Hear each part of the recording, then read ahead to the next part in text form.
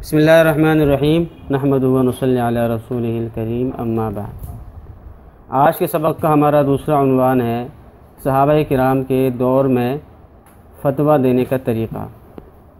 देखिए, आप सल्लल्लाहु अलैहि वसल्लम ने अपनी हयात मुबारका में जितनी भी आप सल्लल्लाहु अलैहि वसल्लम के अंदर सलाहियतें थी उसको अपने मानने वालों में मुंतकिल किया, सहाबाए किराम में मुंतकिल किया। और एक लीडर की, एक उस्ताद की यही सबसे बड़ी ख्वाहिश होनी चाहिए, सबसे बड़ी उसकी कामयाबी है कि उसके अंदर जो कुछ है वो मुंतकिल कर दे आगे और दूसरों को अपने से भी बेहतर बनाने की कोशिश करे। इफ्ता के मैदान में सहाबाए किराम की तीन अक़साम है। एक तो वो सहाबाए किराम है जिनसे कसरत से फतावा मनक़ूल है, उनको कहा जाता है मुकस्सिरीन सहाबा। 7 सहाबा मुकस्सिरीन कहलाते हैं जिनसे कसरत से फतावा मनक़ूल है।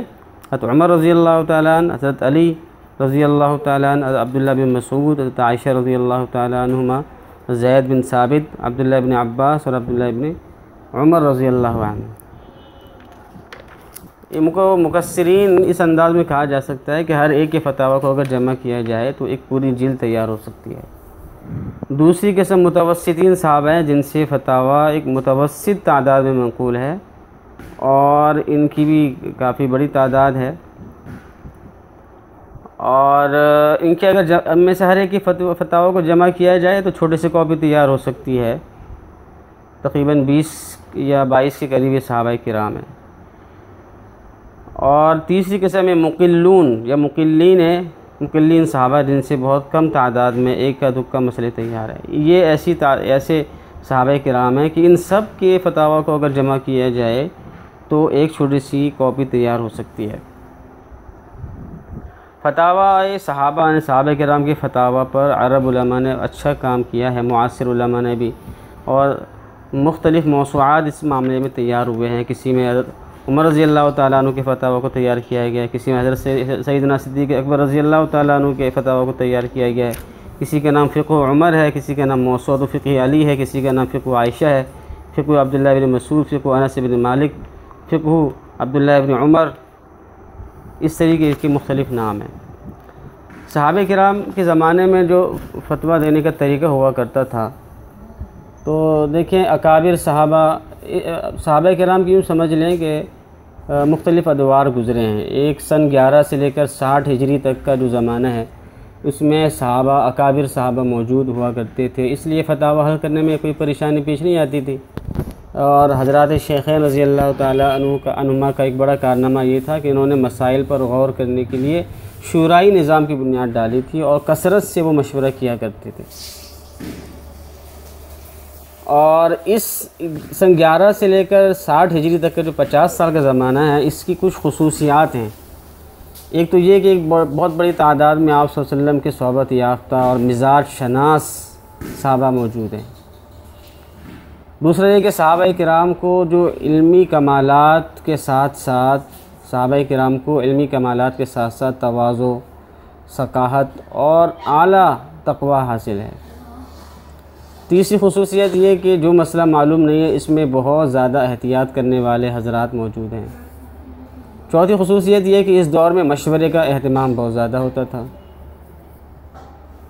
और पाँचवीं खुसूसियत ये है कि देखिए सहाबाए किराम की एक बहुत बड़ी तादाद मौजूद है, लेकिन इसके बावजूद भी इनके अंदर तक़वा इतना ज़्यादा था कि हर एक ने इज्तिहाद और मुफ्ती होने का दावा नहीं किया, बल्कि इतने मुबारक दौर में भी जो फ़िक़्ह फ़तवा के जो मरजा सहाबा थे वो सिर्फ़ 7 से लेकर 30 के करीब सहाबा थे जिनसे लोग मसले अपने अपने इलाक़ों में पूछा करते थे, दीगर सहाबा की तरफ रुजू नहीं करते थे। और आज हमारी दौर में देख रहे हैं कि हम क्या करते हैं। छठी खुसूसियत ये कि इस ज़माने में इजमा की बुनियाद पड़ी, यानी कि इजमा को जो दलील माना गया है ये सहाबाए किराम के ज़माने में ही इसको बुनियाद माना गया है। वरना आप सल्लल्लाहु अलैहि वसल्लम के ज़माने में तो आप सल्लल्लाहु अलैहि वसल्लम के ज़माने में कुरान होता था और हदीस हुआ करती थी, लेकिन इजमा की जो बुनियाद है कि इजमा एक दलील की हैसियत रखता है, इसकी सहाबाए किराम के दौर में इस चीज़ की बुनियाद पड़ी और बहुत सी चीज़ों पर इजमा हुआ। मसलन हज़रत सैयदना सिद्दीक़ अकबर रज़ियल्लाहु ताला अन्हु की खिलाफत पर इजमा हुआ, कलाला की तफसीर पर इजमा हुआ कि कलाला किसे कहते हैं, ला वलद लहू वला वालिद, और जद्दा की मीरास पर इजमा हुआ कि नानी या दादी को क्या मिलेगा सुदुस मिलेगा, इस पर इजमा हुआ। और महारिम को, महरम औरतों को जमा करना एक निकाह में, एक शख्स के निकाह में, ये हराम है, इस पर इजमा हुआ। 20 रकात तरावी पर इजमा हुआ। एक मजलिस की 3 तलाक़ें 3 होती हैं, इस पर इजमा हुआ। और एक आदमी ने जिमा किया लेकिन इंज़ाल नहीं हुआ तो इस फिर भी गुस्ल वाजिब होगा, इस पर इजमा हुआ। और इस तरह के मसाइल पर इजमा हुआ। अच्छा, सहाबा किराम के दौर में बाज़ इलाक़ों में जैसे कि मक्का है और कूफ़ा वग़ैरह है, उनमें सहाबा किराम की तक़लीद शख़्सी भी हुई है। जैसे इंशाअल्लाह तक़लीद के बहस में हम बताएंगे कि वहाँ तक़लीद शख़्सी भी हुई है। 8वीं ख़ुसूसियत ये है कि अहादीस ज़्यादा नहीं फैली। अहादीस के बजाय कुरान करीम पर ज़्यादा फोकस है और अहादीस ज़्यादा नहीं फैली है। 9वीं ख़ुसूसियत ये है कि इस दौर में अजमी इख्तिलात बहुत कम है। 10वीं ख़ुसूसियत ये है कि सियासी इख्तिलाफ़ात भी नहीं है। 11वीं ख़ुसूसियत ये है कि हदीसों को घड़ने का जो फितना है वो अभी तक शुरू नहीं हुआ, वो बाद में शुरू हुआ। 12वीं ख़ुसूसियत ये है कि ये वो दौर है कि मस्जिद के इमाम और मिंबर को संभालने वाले और हुकूमत को संभालने वाले, मुल्क का निज़ाम चलाने वाले, ये सब एक जैसा निज़ाम था, मुत्तहिदा एक निज़ाम था कि इसमें हाकिम और मज़हबी रहनुमा में कोई तफरीक नहीं है, बल्कि जो मज़हबी रहनुमा है और जो हाकिम है वो एक ही हैं। तो एक बड़ा अच्छा सिलसिला था। और दूसरा दौर शुरू होता है सन 60 हिजरी से। इस दौर में अकाबिर सहाबा दुनिया से तशरीफ़ ले जा चुके हैं। ये दौर सिगार सहाबा यानी जो कम उम्र सहाबा हैं उनका दौर है, और ताबीन में जो बड़े ताबीन हैं, किबार ताबीन, तो उनका ये दौर कहलाया जाता है। और इस दौर में जो बड़े नाम हैं उसमें अब्दुल्लाह बिन अब्बास रज़ी अल्लाह तआला अन्हुमा, हज़रत हसन, हज़रत हुसैन रज़ी अल्लाह तआला अन्हुमा, अब्दुल्लाह बिन ज़ुबैर, अनस बिन मालिक रज़ी अल्लाह तआला अन्हुम, इनको इस दौर में इम्तियाज़ी शान हासिल रही है। इस दौर की ख़ुसूसियात ये हैं कि इसमें पहले दौर में तो कुरान करीम पर ज़्यादा फोकस था, अहादीस ज़्यादा नहीं फैली थी, लेकिन इस दौर में अहादीस के नशर व इशाअत का शौक़ बहुत ज़्यादा बढ़ गया। पहले दौर में सियासी इख्तिलाफ़ात ज़्यादा नहीं थे, बल्कि थे ही नहीं, और लेकिन इस दौर में सियासी इख्तिलाफ़ात बहुत शिद्दत इख्तियार कर गए। और तीसरी जो ख़ुसूसियत है इस दौर की कि इस दौर में हदीसों को घड़ने का जो फितना है वो शुरू हुआ।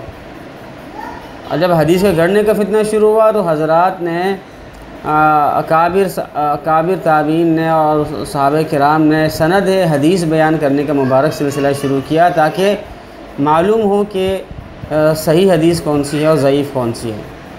चौथी ख़ुसूसियत ये है कि सहाबा किराम क्योंकि कम रह गए थे, इसलिए उनका मकाम बहुत ज़्यादा, उनकी अहमियत बहुत ज़्यादा बढ़ गई। उनको मुख्तलिफ़ दूर दराज के इलाक़ों में भेजा गया। तो उसका एक फ़ायदा तो ये हुआ कि सहाबा किराम जो एक इलाक़े में जमा थे, अब दुनिया भर में उनका फैज़ फैल रहा है। लेकिन दूसरी तरफ ये एक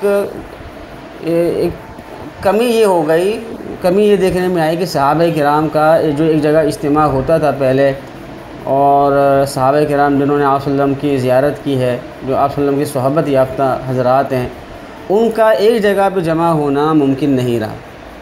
पाँचवीं ख़ुसूसियत ये है कि, और इसको ख़ुसूसियत कहें या फिर एक मसला कहें, मतलब शरई मसला, कि क्योंकि ये दौर खैरुल कुरून का दौर है, इसलिए कि आप सल्लल्लाहु अलैहि वसल्लम की हदीस के मुताबिक बेहतरीन ज़माना सहाबा किराम का है, फिर ताबीन का, फिर तबा ताबीन का।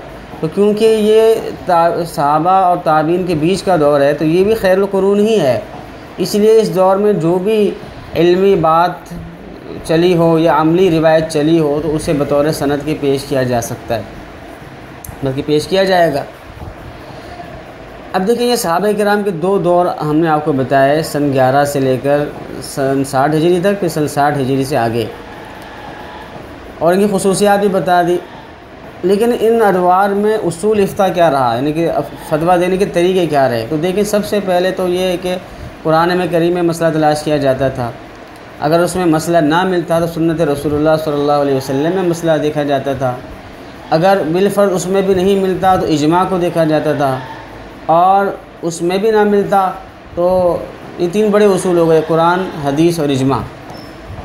इसके बाद चौथे नंबर पर क्या उसूल होना चाहिए, तो इस बारे में अब्दुल्लाह बिन अब्बास रज़ी अल्लाह तआला अन्हुमा, जिनके बारे में मैंने पहले भी अर्ज़ किया कि इनका बहुत बड़ा मकाम था और उनको एक नुमाया अहमियत हासिल थी, और जो इनका फतवा होता था उसको सारे मुस्लिम ममालिक में माना जाता था, मुस्लिम ममलिकत में माना जाता था, बड़ी अहमियत थी उसकी। और आप सल्लल्लाहु अलैहि वसल्लम ने इनको बड़े दुआएं भी दी हैं कि अल्लाहुम्मा फ़क़्हिहु फ़िद्दीन वअल्लिमहु तावील, तफ़सीर में, फ़िक़्ह में, फ़क़ाहत में बहुत आगे और यद तुला रखते थे। तो उनका तरीका ये था कि चौथे नंबर पर हज़रात शेख़ैन, यानी कि हज़रत अबू बकर सिद्दीक़ रज़ी अल्लाह तआला अन्हु, हज़रत उमर रज़ी अल्लाह तआला अन्हु, इन 2 हज़रात के फतवा को देखते, इनका जो फतवा होता उसको उस पर हम अमल कर लेते। लेकिन बिलफ़र्ज़ अगर इसमें भी नहीं मिलता तो फिर, क्योंकि ख़ुद भी सहाबी हैं, इसलिए फिर वो मुशावरत से, कभी मुशावरत से काम लेते, कभी इज्तिहाद करते। तो ये तरीका था, और दीगर सहाबे किराम भी इसी तरह तकरीबन किया करते थे अक्सर और बेशतर। लेकिन इसमें ये बात याद रखें कि इज्तिहाद वही करता था जिसके अंदर अहलियत होती थी। जिसके अंदर अहलियत नहीं होती थी वो तो खामोशी इख्तियार करते थे, या फिर दीगर जो साहिबान इल्म फ़िक़्ह हैं उनके पास भेज दिया करते थे। तो ये इसके उसूल थे।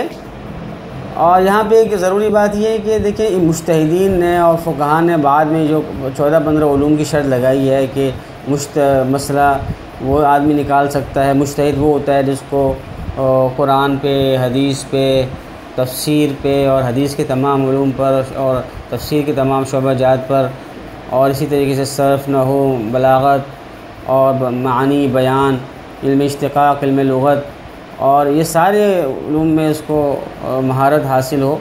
तो ये शराइत जो है सहाबा किराम में नहीं देखी जाएंगी, इसलिए कि सहाबा किराम तो ख़ुद अरब थे। जिस ज़माने में कुरान नाजिल हुआ है उस ज़माने की जो उसलूब से, उसकी ज़बान से, उस ज़माने की बलागत से और उर्फ़ से, इन सब चीज़ों से वाकिफ़ थे, इसलिए इनके ज़माने में ये चीज़ें नहीं देखी जाएंगी, बल्कि उनकी बात को कबूल कर लिया जाएगा। ये जो शराइत लगाई गई हैं वो बाद के दौर में के लिए लगाई गई हैं, जैसे जैसे इन्हितात आता गया, या जो अरब असल कुरान करीम की उतरने की, नुज़ूल की ज़माने की जो अरबी थी उससे दूरी होती गई और इन्हितात आता गया, तो उसके बाद ये शराइत लगाई गई हैं। तो ये था आज के हमारे सबक का उन्वान कि सहाबा किराम के दौर में फतवा देने के क्या तरीक़े राइज थे, उसके क्या उसूल राइज थे।